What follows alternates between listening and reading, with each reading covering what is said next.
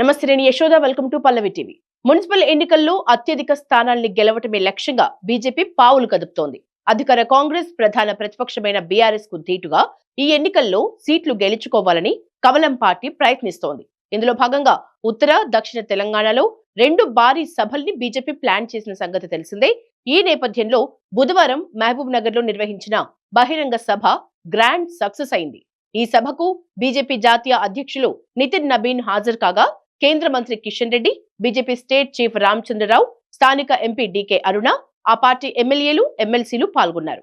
జిల్లా కేంద్రంలోని MVS degree college లో జరిగిన ఈ సభకు బీజేపీ నేతలు, కార్యకర్తలతో పాటు జనం భారీగా తరలివచ్చారు. అర్బన్ ఏరియాల్లో కాషాయ జెండా బలాన్ని మరోసారి నిరూపించేలా ఈ సభ సాగింది.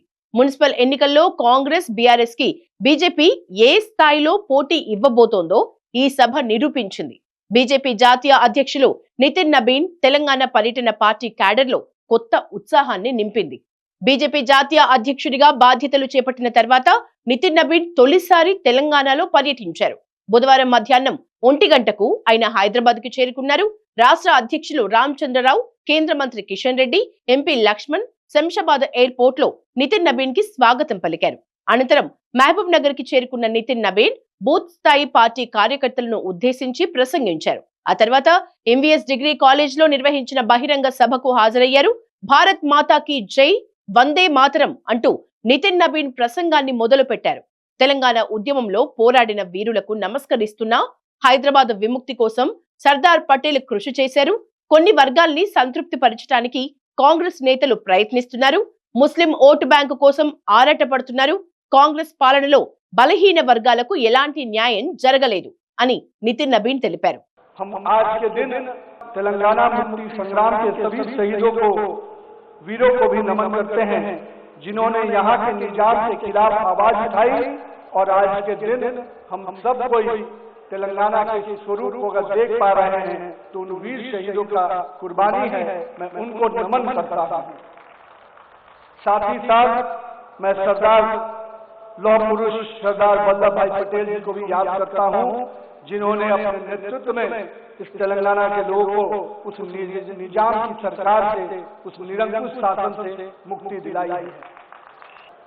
कांग्रेस के नेताओं का एक ही नारा है कि हमें जनता को ठगना है, और हम हमेशा इसलिए कहते हैं कि कांग्रेस का एक ही चरित्र है, ऐसा कोई सगा नहीं जिसको कांग्रेस ने ठगा नहीं।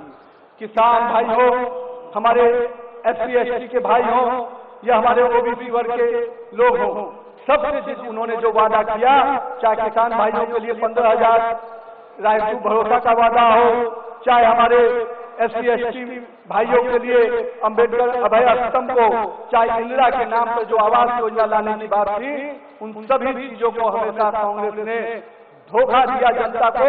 जो वादा किया वो 2 साल से उन वादों पर कोई भी आगे बढ़ने का काम नहीं करना स्पष्ट रूप से दिखाता है कि कांग्रेस की निकम्मी सरकार यहाँ पर चल रही है। కాంగ్రెస్ అధికారంలోకి వచ్చి 2 ఏళ్లు పూర్తయినా ఒక్క ఫ్రీ బస్ తప్ప మిగతా హామీలను అమలు చేయలేదని కేంద్ర మంత్రి కిషన్ రెడ్డి మండిపడ్డారు. ఏ హామీ అమలు చేశారో చెప్పాలంటూ సీఎం రేవంత్ రెడ్డికి ఆయన సవాల్ విసిరారు. కేసీఆర్ కు, రాహుల్ గాంధీకి మధ్య ఒప్పందం జరిగిందని, అందుకే ఫోన్ ట్యాపింగ్ కేసులో ఎలాంటి చర్యలు ఉండవని కిషన్ రెడ్డి ఆరోపించారు. మున్సిపల్ ఎన్నికల్లో బీజేపీ అభ్యర్థులను గెలిపించి బీఆర్ఎస్, కాంగ్రెస్ పార్టీలకు బుద్ధి చెప్పాలని ఆయన అన్నారు. మరి 2 సంవత్సరాలైంది కాంగ్రెస్ పార్టీ అనేక రకాల హామీలు ఇచ్చింది, అనేక రకాలుగా ఇంతకుముందు మాట్లాడినటువంటి పెద్దలు చెప్పుకుంటారు. అది మహిళలకు కావచ్చు, యువకులకు కావచ్చు, నిరుద్యోగులకు కావచ్చు, ఉద్యోగస్తులకు కావచ్చు, అదేవిధంగా రైతులకు కావచ్చు, రైతు కూలీలకు కావచ్చు, దళితులకు కావచ్చు, బీసీ వర్గాలకు కావచ్చు, ఏదైనా ఒక్కటైనా నేను ముఖ్యమంత్రి రేవంత్ రెడ్డి గారిని సవాల్ చేస్తా ఉన్నాను, ఏ ఒక్కటి మీరు ఇచ్చినటువంటి హామీలు అమలు చేశారో చెప్పాలి. ఉదయం చేస్తే ఒకటి చెప్తాడు ఫ్రీ బస్, మీరు మహబూబ్ నగర్కి వెళ్ళి మరి వనపర్తికి వెళ్ళండి, వనపర్తి నుంచి మహబూబ్ నగర్ రాండి, మధ్యలో భోజనం లేకున్నా తిండి లేకున్నా పర్వాలేదు అంటారు. కాబట్టి ఒక ఫ్రీ బస్సు తప్ప ఈ రోజు తెలంగాణలో రేవంత్ రెడ్డి ప్రభుత్వము, కాంగ్రెస్ పార్టీ ప్రభుత్వము, రాహుల్ గాంధీ ప్రభుత్వము ఒక్క హామీ అమలు చేయలేదు. కేసీఆర్ కు రాహుల్ గాంధీకి ఒప్పందాలు కుదిరిపోయినాయి. వీళ్ళ మీద చర్యలు తీసుకోడు. ఈరోజు కాంగ్రెస్ పార్టీ పరిస్థితి ఎప్పుడుందంటే వీళ్ళిద్దరు కూడా దొడ్డే వీళ్ళు మాట్లాడుతున్నారు. కాంగ్రెస్ పార్టీ బీఆర్ఎస్ పార్టీ ఎట్టుందంటే మా ప్రభుత్వం కొట్టినట్టు చేస్తుంది, నువ్వు ఏడ్చినట్టు చెయ్యి. మేము కొట్టేది లేదు, నువ్వు ఏడ్చేది లేదు, మీ మీద చర్యలు తీసుకునేది లేదు. ఈ రకంగా కాంగ్రెస్ పార్టీ వ్యవహారం ఉంది, ఈ రకంగా బీఆర్ఎస్ పార్టీ వ్యవహారం ఉంది. అందుకే ఈ రెండు పార్టీలు ఒకటే, దొందే కుటుంబ పార్టీలే. బీఆర్ఎస్ పార్టీ కాంగ్రెస్ పార్టీకి ఈ రెండు పార్టీలకు బుద్ధి చెప్పాలా? ఈ తెలంగాణ ప్రజల ఆకాంక్ష నెరవేరాలంటే, ఈ పాలమూరు జిల్లా అభివృద్ధి జరగాలంటే, తెలంగాణ అభివృద్ధి జరగాలంటే, అవినీతి రహితమైనటువంటి పాలన రావాలంటే, నీతి నిజాయితీతో కూడినటువంటి సమర్థ పాలన రావాలంటే నరేంద్ర మోడీ గారి నాయకత్వంలో, నితిన్ నవీన్ గారి నాయకత్వంలో తెలంగాణలో బీజేపీ జెండా ఎగరాలి. బీజేపీ స్టేట్ చీఫ్ రామచంద్రరావు, స్థానిక ఎంపీ డీకే అరుణ సభలో ప్రసంగించి క్యాడర్లో ఉత్సాహాన్ని నింపారు. నరేంద్ర మోదీ నాయకత్వంలో దేశంలో జరుగుతున్న అభివృద్ధిని వివరించారు. మున్సిపల్ ఎన్నికల్లో అత్యధిక స్థానాల్ని బీజేపీ దక్కించుకునేలా కృషి చేయాలని రామచంద్రరావు, డీకే అరుణ కార్యకర్తలకు పిలుపునిచ్చారు. ఈరోజు ప్రగతి ఒక రాష్ట్రంలో మానవంగా జరుగుతా ఉన్నాయి, దొంగతనాలు జరుగుతా ఉన్నాయి, లా అండ్ ఆర్డర్ లేదు, శాంతి భద్రత లేదు, చట్టాలు లేవు. మరి లా మినిస్టరే ముఖ్యమంత్రి, హోమ్ మినిస్టరే ముఖ్యమంత్రి, మున్సిపాలిటీ మినిస్టరే ముఖ్యమంత్రి. కానీ మూడింట్లో కూడా ఫెయిల్ అయినటువంటి ముఖ్యమంత్రి ఈ రోజు మున్సిపాలిటీలకు పోయి నాకు ఓటేయండి ఏ విధంగా అడుగుతారని చెప్తా ఉన్నాను. మిత్రులారా, రేపు బీజేపీని గెలిపిస్తే రాష్ట్ర పార్టీకి మొత్తం కూడా భారతీయ జనతా పార్టీ మా జాతీయ పార్టీని ఒప్పించి నరేంద్ర మోదీ గారిని ఒప్పించి ఈ రోజు మున్సిపాలిటీల అభివృద్ధికి మొత్తం భారతీయ జనతా పార్టీ బాధ్యత తీసుకుంటుందని చెప్తా ఉన్నాను. మిత్రులారా, భారతీయ జనతా పార్టీ గెలిస్తేనే మనకు అభివృద్ధి జరుగుతూ ఉంటుంది. కాంగ్రెస్ గెలిపించినా, బీఆర్ఎస్ గెలిపించినా వాళ్ళు మన ట్యాక్సులు పెంచుతారు, మన దోచుకుంటారు, మన జేబుల్లో చేతులు పెట్టి మన డబ్బులు తీసుకుంటారు, కానీ అభివృద్ధి మాత్రం జరగదు. కాబట్టి ఒక అవకాశం ఇవ్వండి.